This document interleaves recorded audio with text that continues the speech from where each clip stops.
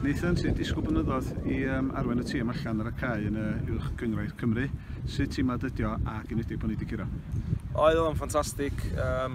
O'n i'm yn cyn efo'r gêm amser te, achos deffro bor yma, mae'n just amser hir i ddisgwyl tan y gêm.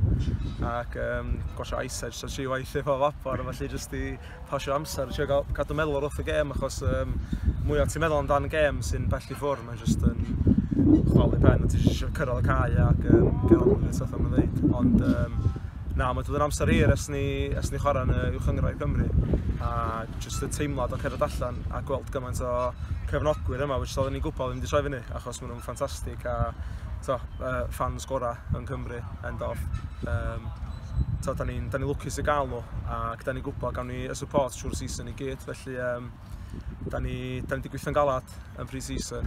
Mae'r management wedi gweithio'n galad i wneud y programme, be oedden nhw wedi setio iddyn ni, mae'r hogia wedi prynu fewn i hynna. Ac pawb yn ffantastig heddiw, a oedd hi'n shift a hanner, especially second half, oedd hi yn tough. Ond dwi'n meddwl, ni llawn heiddi gyda'r gêm, ac da ni'n cico mlaen o'n i gêm Newtown nos wyna nesaf. Ia, mae'n dyddiau cynnar wrth gwrs gêm gyntaf, ond mae yna rhai pobl wedi sgwynnu ni off os eisiau. A tipio ni am relegation o bach chi, dwi'n meddwl bod Owen City Jones yn ei podcast i reid rhywbeth. Di hynna mwy o motivation i'r hogia?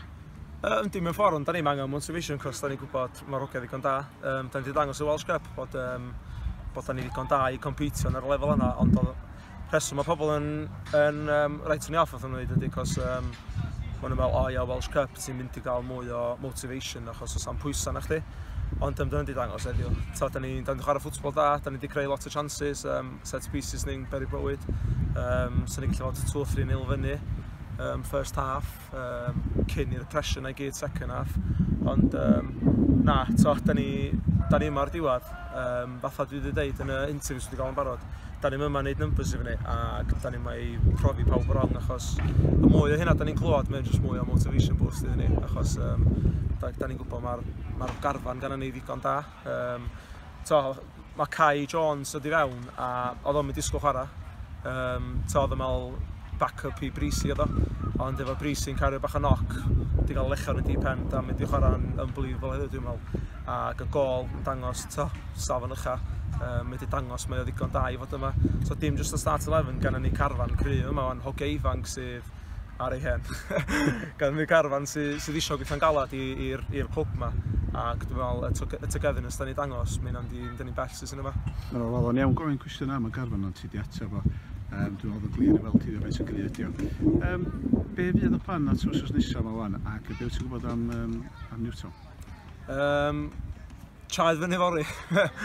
Ond na, da ni'n treinio dwywaith fel arfer, nos fawth a nos iau.